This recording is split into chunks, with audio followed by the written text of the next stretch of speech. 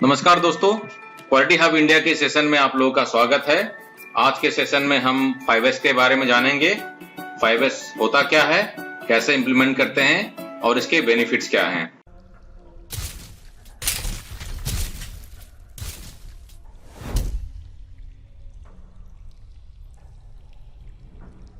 आइए हम पहले समझते हैं कि 5S होता क्या है। 5S एक जापानी सिस्टम है वर्क प्लेस मैनेजमेंट करने का।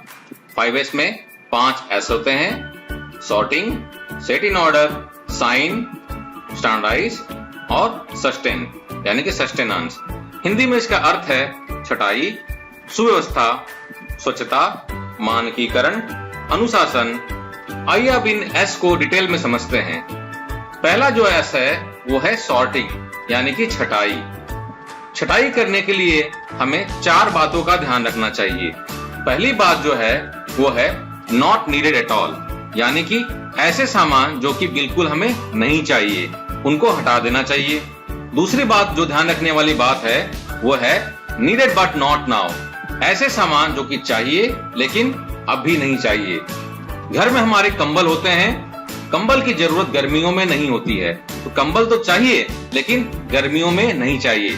तो गर्मियों में हम कंबल को हटा के अलमारी में, कबर्ड में, कहीं पर दूर में रख देते हैं। नीडेड बट नॉट हियर, ऐसे सामान जो कि चाहिए लेकिन यहाँ नहीं चाहिए। घर में हमारे ग्रोसरीज की जरूरत होती है, ग्रोसरीज को हम किचन में रखते हैं, उन्हें बेडरूम में नहीं रखते हैं, यानी कि ये बेडरूम में रखने वाली सामान नहीं है। Needed but not so much quantity, यानी कि चाहिए लेकिन इतने क्वांटिटी में नहीं चाहिए। हम घर में दूध मंगाते हैं लेकिन डेली के बेसिस में मंगाते हैं, यानी कि हम महीने भर का दूध लाके नहीं रखते हैं। उसी तरह से हमारे ऑर्गेनाइजेशन में भी हम सॉर्टिंग करने के दौरान में इन चारों चीजों का ध्यान रखें। पहला S यानी कि सॉर्टिंग में रेड टैगिंग का भी इस्तेमाल किया जाता है। रेड टैगिंग एक विजुअल सॉर्टिंग मैकेनिज्म है। 5S जहाँ पर इम्प्लीमेंट किया जाता है वहाँ पर एक रेड टैगिंग जोन बनाया जाता है और रेड टैग भी डिजाइन किया जाता है। रेड टैग उन मटेरियल में लगाया जाता है जिनकी आवश्यकता नहीं होती है। आइए अब समझते हैं सॉर्टिंग के कुछ गाइडलाइंस। ऑब्सोल्यूट मटेरियल, ऐसे कोई भी पार्ट्स, जिग्स, फिक्सचर्स, टूलिंग जो कि ऑब्सोल्यूट हो गए हों उनको हटा देना चाहिए। डिफेक्टिव पार्ट्स, स्क्रैप और चीजें जो जगह पे नहीं हो उनको भी हटा देना चाहिए। अननेसेसरी चीजें जिनकी आवश्यकता नहीं पड़ती हो उनको भी हटा देना चाहिए। दूसरा S जो है वो है सेट इन ऑर्डर, यानी कि सुव्यवस्था। यहाँ पर एक इंपॉर्टेंट पंच लाइन है जिसे हमें याद रखना चाहिए: place for everything and everything in its place, यानी कि हर चीजों की जगह निर्धारित की जाए और उन चीजों को उन निर्धारित जगहों पे रखी जाए। आइए एक एग्जांपल देखते हैं शैडो बोर्ड का।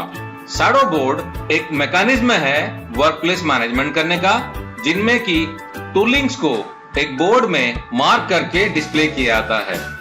इससे स्पेस की भी बचत होती है क्योंकि हम वर्टिकल हाइट का इस्तेमाल कर रहे हैं, प्लस सर्चिंग टाइम भी सेव होता है। क्योंकि ये बोर्ड्स हमको सामने में नजर आता है तो हमको चीजों को ढूंढना नहीं पड़ता है। शैडो बोर्ड के साथ में काफी बार टोकन बोर्ड का भी इस्तेमाल किया जाता है। आइए एक एग्जांपल से इसको समझते हैं। मान लेते हैं एक हथौड़ा है जिसे राम को जरूरत थी।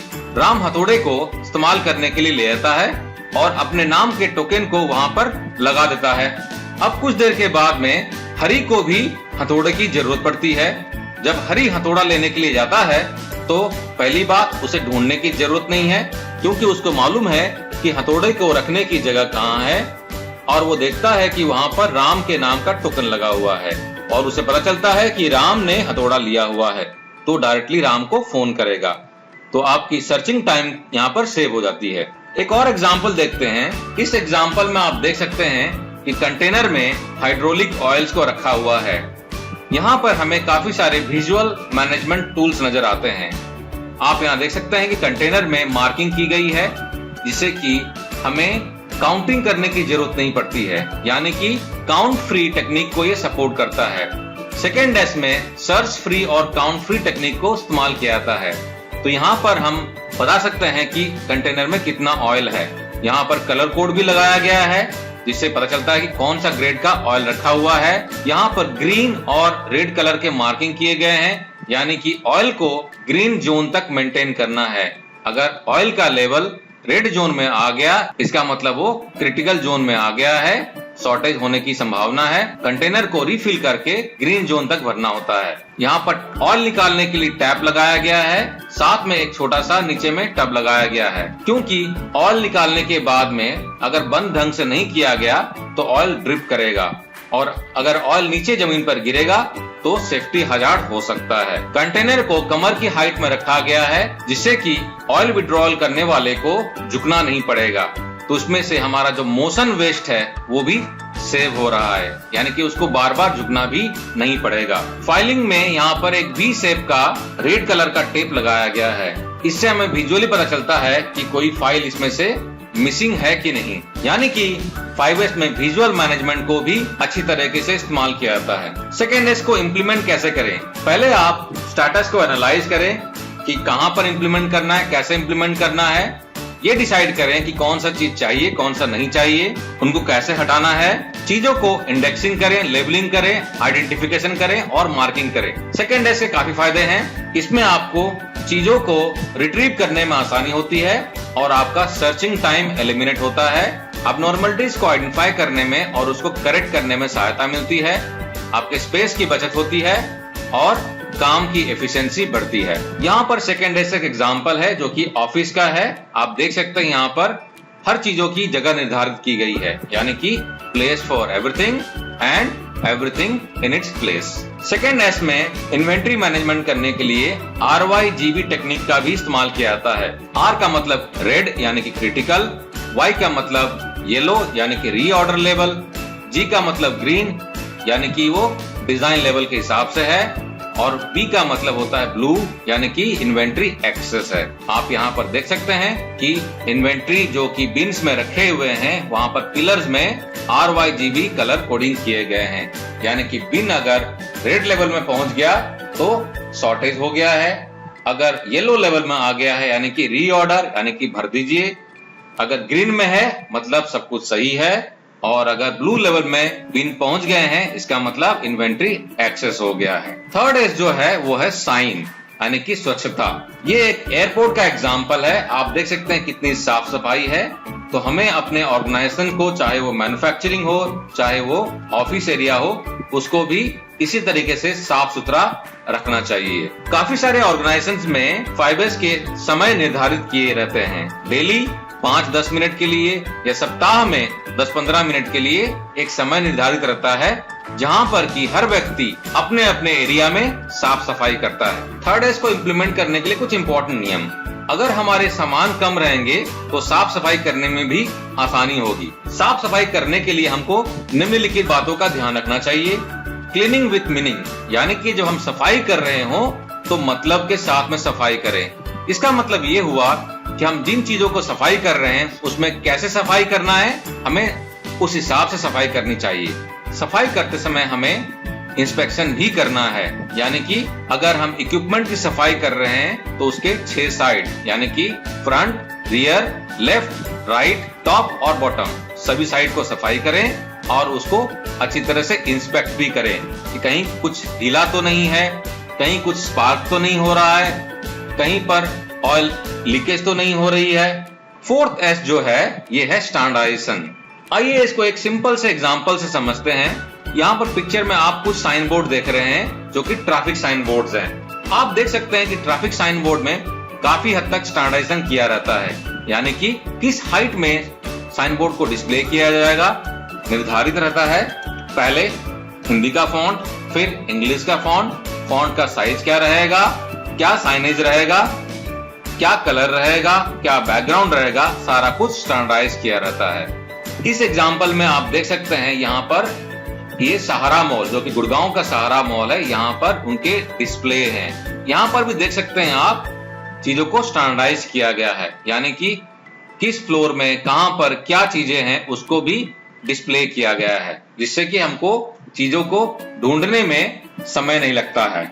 यहाँ पर एक इंडस्ट्रियल एग्जांपल है। आप देख सकते हैं कि चीजों कैसे स्टैंडर्डाइज किया गया है। 5S के इम्प्लीमेंटेशन करते समय में हम काफी सारे जगहों में मार्किंग करते हैं। यहाँ पर चीजों को स्टैंडर्डाइज किया गया है, यानी कि वॉकवे जो चलने की जगह है हम उसको इस तरह से कोडिंग करेंगे, डायरेक्शन का साइन ऐसा रहेगा, क्रॉसिंग्स ऐसे रहेंगी, डेंजर मार्क्स ऐसे रहेंगे, वगैरह वगैरह आप देख सकते हैं। यानी कि हमको चीजों को स्टैंडर्डाइज करना है, सबके लिए कलर कोडिंग करनी होती है।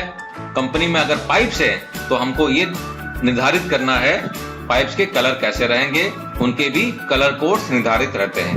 स्टैंडर्डाइजेशन में हमको इन बातों का ध्यान रखना चाहिए कि हम रेस्पॉन्सिबिलिटीज फिक्स करें कि कौन क्या करेगा, जोन वाइज हम रेस्पॉन्सिबिलिटी फिक्स कर दें और रेस्पॉन्सिबिलिटीज को रूटीन बना दे, यानी कि 5S करना रूटीन एक्टिविटीज होना चाहिए।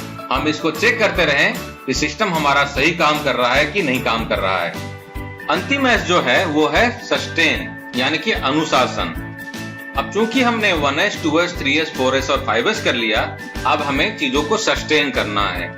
सस्टेन करने के लिए लोगों को ट्रेनिंग देना, प्लांट्स को अलग अलग जोन में डिवाइड करना और उनको ऑडिट करना जरूरी है। आइए अब जानते हैं कुछ नियम जिससे कि हम 5S को सस्टेन कर सकते हैं। डेली मॉनिटरिंग करें हम, यानी कि 5S में प्रोग्रेस कैसा हो रहा है, लोग काम कर रहे हैं कि नहीं, इसे हम डेली बेसिस में मॉनिटर करें। एरिया डिवाइड करके हम उसमें ओनरशिप डिफाइन कर दें कि किस एरिया का कौन जोनल लीडर बनेगा। रेड टैग कैंपेन चला सकते हैं जिसमें कि अनवांटेड चीजों को आइडेंटिफाई करके उसमें टैगिंग किया जाता है और उसको सिस्टम से हटाया जाता है। फिक्स पॉइंट फोटोग्राफी करके आप पिक्चर ले सकते हैं, जिसमें कि बिफोर का पिक्चर ले लीजिए और इम्प्रूवमेंट करने के बाद में फिर आफ्टर का पिक्चर ले लीजिए, जो कि कम्युनिकेशन बहुत इंपॉर्टेंट रोल प्ले करता है। तो 5S को सस्टेन करने के लिए हर एक लेवल में प्रॉपरली कम्युनिकेशन होना चाहिए कि हम ये क्यों कर रहे हैं और इससे कंपनी को और इंडिविजुअल को क्या फायदा है। हर एक लेवल में एम्प्लॉइज को इसकी ट्रेनिंग मिलती रहनी चाहिए और प्लांट को अलग अलग जोन में डिवाइड करके हम उसे पीरियोडिक बेसिस में ऑडिट करें। आप मंथली बेसिस में ऑडिट कर सकते हैं, जो कि एक अच्छा सिस्टम है। साथ ही साथ हम लोगों के मोटिवेशन के लिए रिवार्ड और रिकॉग्निशन सिस्टम भी शुरू कर सकते हैं। आइए अब जानते हैं 5S से होने वाले कुछ बेनिफिट्स के बारे में। 5S से प्रोडक्ट की क्वालिटी बढ़ती है, रिजेक्शन में कमी आती है, कंप्लेंट्स में कमी आती है, आपकी इन्वेंट्री लेवल कम होती है, कॉस्ट में कमी आती है, डिलीवरी इंप्रूव होता है, आपका थ्रूपुट टाइम में इंप्रूवमेंट होता है, लोगों की सेफ्टी बढ़ती है, एक्सीडेंट्स कम होते हैं, साथ ही लोग मोटिवेटेड होके काम करते हैं। दोस्तों, आशा करता हूं आपको ये मेरा सेशन 5S का पसंद आया होगा। आपने अगर मेरे चैनल को सब्सक्राइब नहीं किया है तो सब्सक्राइब कर लें, लाइक करें, शेयर करें और अपना सजेशंस कमेंट बॉक्स में डाल दें, जिससे कि हमें आने वाले वीडियोस को इम्प्रूव करने में मदद मिलेगी। धन्यवाद।